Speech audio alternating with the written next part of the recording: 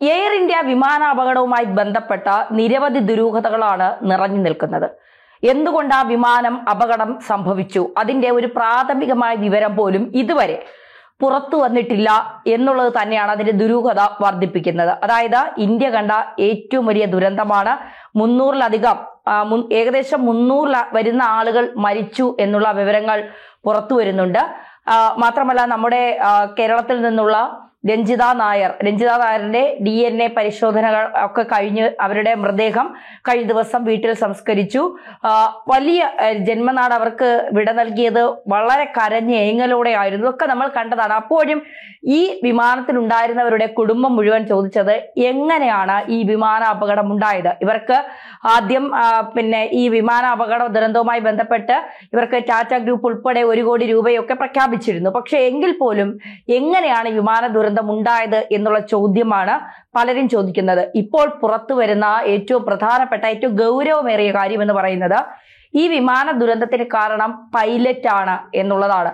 എങ്ങനെയാണ് പൈലറ്റ് ഈ വിമാന ദുരന്തത്തിന് കാരണമാവുന്നത്? തുടക്കത്തിൽ തന്നെ ഈ വിമാനവുമായി ബന്ധപ്പെട്ട് പൈലറ്റ് സ്വയം ആത്മഹത്യ ചെയ്യാൻ കണ്ടെത്തിയ വഴിയാണോ ഇത്രയും പേരെ കൂടെ ഇല്ലാതാക്കിക്കൊണ്ട് തീരുക എന്നുള്ള ഒരു ചോദ്യമാണ് എല്ലാവരും ചോദിച്ചിരുന്നത്.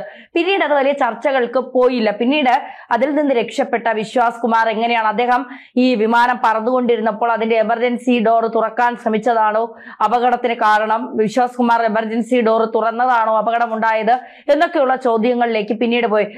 ഈ വിമാന അപകടം നടക്കുന്നതിന് മുൻപേ ഒരു കറുത്ത സാധനം ആകാശത്തിലൂടെ പറന്നു പോകുന്നതൊക്കെ പിന്നീട് വലിയ രീതിയിൽ പ്രചരിച്ചിരുന്നു. അത് എമർജൻസി ഡോർ എന്നൊക്കെയാണ് പിന്നീട് പറഞ്ഞിരുന്നത്. പക്ഷേ എമർജൻസി ഡോർ തുറക്കണമെങ്കിൽ അതിന് അത്രത്തോളം അത് കൃത്യമായി അറിയാവുന്ന ആളുകൾക്ക് മാത്രമേ, അതായത് ക്യാബിൻ ക്രൂവിന് മാത്രമേ അതിന്റെ ലോക്ക് സംവിധാനങ്ങളൊക്കെ അറിയാൻ സാധിക്കൂ. സാധാരണ ഒരു യാത്രക്കാരന് അത് തുറക്കാൻ കഴിയില്ല എന്നുള്ള ചില വ്യോമയാന വിദഗ്ധരുടെയൊക്കെ വിവരങ്ങൾ, അവർ തന്നെ പറഞ്ഞ അഭിപ്രായങ്ങളൊക്കെ പുറത്തു വന്നിരുന്നു.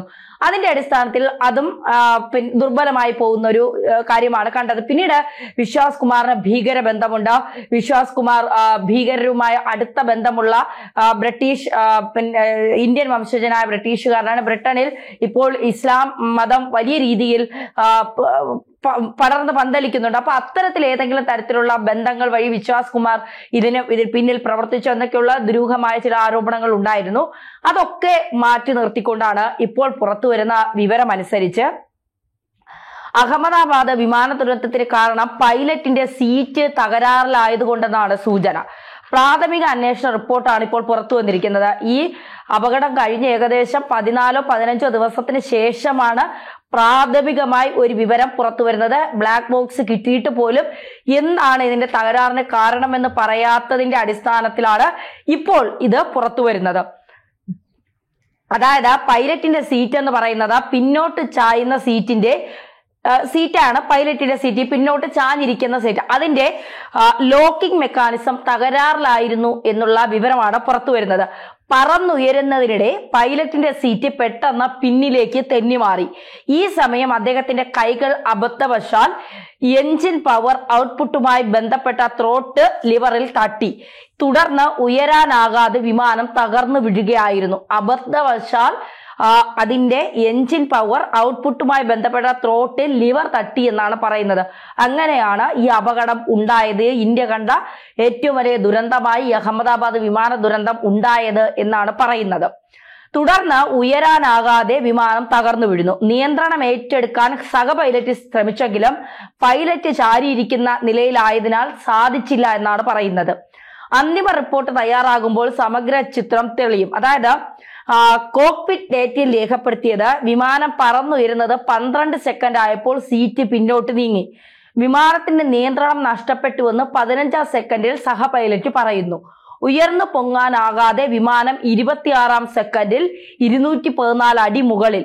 ബോയിങ് ഡ്രീംലൈനർ വിമാനത്തിലെ റിവേഴ്സ് മോഷൻ പ്രൊട്ടക്ഷൻ തുടങ്ങിയ സുരക്ഷാ സംവിധാനങ്ങൾ ഉണ്ടായിരുന്നില്ല. അതാണ് ഈ ബോയിങ് ഡ്രീം ലൈനർ വിമാനത്തിൽ റിവേഴ്സ് മോഷൻ പ്രൊട്ടക്ഷൻ തുടങ്ങിയ സുരക്ഷാ സംവിധാനങ്ങൾ ഉണ്ടായിരുന്നില്ല എന്നാണ് പറയുന്നത്. അതായത് വിമാനം പറന്നുയർന്ന് 12ാമത്തെ സെക്കൻഡിൽ തന്നെ ഇത് കൈവിട്ടു പോയിരുന്നു. സീറ്റ് പിന്നോട്ട് മാറി ഇതിന്റെ ലിവറിൽ ത്രോട്ടിൽ തട്ടി ലിവറിലേക്ക് ഇത് തട്ടി അങ്ങനെ കയ്യിൽ നിന്ന് പോയി, പൈലറ്റിന്റെ കയ്യിൽ നിന്ന് പോയി. സഹ പൈലറ്റ് ഇത് ഉയർത്താൻ ശ്രമിച്ചെങ്കിലും നടന്നില്ല. അതായത് പൈലറ്റ് ചാരിയിരിക്കുന്ന നിലയിലായതിനാൽ ഇത് ഉയർത്താൻ കഴിഞ്ഞില്ല എന്നാണ് പറയുന്നത്. ഇത് എത്രത്തോളം നമുക്ക് വിശ്വസിക്കാൻ കഴിയും? അബദ്ധവശാൽ ഈ ഇത്രയും ആളുകൾ പോകുന്ന ഒരു വിമാനം, അത് പൈലറ്റിന്റെയും സഹ പൈലറ്റിന്റെയും കയ്യിലാണ് ഈ ഇരിക്കുന്ന ആളുകളുടെ മുഴുവൻ ജീവനും. അപ്പോൾ 12 സെക്കൻഡിൽ തന്നെ ഇത് തകരാറിലായി, വിമാനം ഉയർത്താൻ കഴിഞ്ഞില്ല എന്ന് പറഞ്ഞ് മാത്രമല്ല 800 അടിക്കും 600 അടിക്കും ഇടയിൽ വെച്ചാണ് വിമാനം തകർന്നു വീഴുന്നത്. അപ്പോൾ അബദ്ധവശാലാണ് പൈലറ്റിന്റെ കയ്യിൽ നിന്ന് ഇത്തരം ഒരു പ്രവൃത്തി നടന്നത് എന്ന് പറഞ്ഞാൽ അത് എത്രത്തോളം ശരിയാണ് എന്നുള്ളത് നമുക്കറിയില്ല. ഇപ്പോൾ പ്രാഥമികമായി വന്നിരിക്കുന്ന വിവരത്തിന്റെ അടിസ്ഥാനത്തിലാണ് ഇപ്പോൾ പുറത്തു വരുന്ന ചില ഡേറ്റകൾ പറയുന്നത്. പക്ഷേ ഈ വിമാന ദുരന്തം നടന്നതിനാദ്യം തുടക്കം, ഈ വിമാന ദുരന്തം നടന്ന സമയത്ത് ഒരു വ്യോമയാന വിദഗ്ധൻ പറഞ്ഞ കാര്യമാണ് ഇപ്പോൾ യാഥാർത്ഥ്യമായിക്കൊണ്ടിരിക്കുന്നത്. അതായത് ഇതിന്റെ പൈലറ്റ് ഈ വിമാനം ഉയർന്നു പൊങ്ങുന്നതിന് മുൻപ് ഇത്രയും ദൂരം യാത്ര ചെയ്യുന്ന വിമാനം ആയതുകൊണ്ട് തന്നെ വിമാനത്തിന്റെ എല്ലാ സുരക്ഷാ കാര്യങ്ങളും പൈലറ്റ് ഉൾപ്പെടെയുള്ളവർ നിരീക്ഷിക്കും. അത് മാത്രമല്ല അതിന്റെ വിദഗ്ധർ ഉൾപ്പെടെയുള്ളവർ പരിശോധിക്കും. കാരണം ഫുൾ ടാങ്ക് ഇന്ധനവുമായാണ് ഈ വിമാനം ഇത്രയും ദൂരം പറന്നു പോകുന്നത്. അപ്പൊ അതുകൊണ്ട് തന്നെ അതിന്റെ കൃത്യമായ കാര്യങ്ങളെല്ലാം പരിശോധിച്ചതിന് ശേഷം മാത്രമേ വിമാനം ഉയർത്താൻ അനുവാദം നൽകുകയുള്ളൂ. അപ്പൊ അങ്ങനെയാണ് വിമാനം ഉയർത്താനുള്ള അനുവാദം നൽകിയത്. അനുവാദം നൽകി 12 സെക്കൻഡ് ആവുമ്പോൾ തന്നെ വിമാനത്തിന് ഇത്ര വലിയ കംപ്ലൈന്റ് സംഭവിച്ചു, അല്ലെങ്കിൽ പൈലറ്റിന്റെ സീറ്റിന്റെ പ്രശ്നം കൊണ്ടാണ് ഇത്രയും പേരെ മരണത്തിനിടയാക്കിയത് എന്നൊക്കെ പറയുമ്പോൾ നമുക്ക് വിശ്വസിക്കാൻ കുറച്ച് പ്രയാസമുണ്ട്. ഈ സത്യാവസ്ഥ ചിലപ്പോൾ അങ്ങനെ ആയിരിക്കാം. എങ്കിൽ പോലും ചാരിയിരിക്കുന്നതിന്റെ മെക്കാനിസം പ്രശ്നമായതുകൊണ്ട് അത് ചാരിയിരുന്നപ്പോൾ സീറ്റ് തെന്നി മാറി, പിന്നീട് വന്ന് ഈ വിമാനം ഉയർന്നു പൊങ്ങുന്ന ആ ഒരു ഇതിൽ തട്ടി നിന്നു എന്നൊക്കെ പറയുമ്പോൾ അത് എത്രത്തോളം നമുക്ക് സ്ഥിരീകരിക്കാൻ കഴിയുമെന്നുള്ള കാര്യം അറിയില്ല. എന്തായാലും ഇപ്പോൾ വരുന്ന വിവരങ്ങളുടെ അടിസ്ഥാനത്തിൽ തുടക്കത്തിൽ ഒരു വ്യോമയാന വിദഗ്ധൻ പറഞ്ഞത് തന്നെ യാഥാർത്ഥ്യമാവുകയാണ്. ഈ 2 പൈലറ്റുമാരുടെ ജീവിത സാഹചര്യങ്ങൾ പരിശോധിച്ചിട്ടുണ്ട്.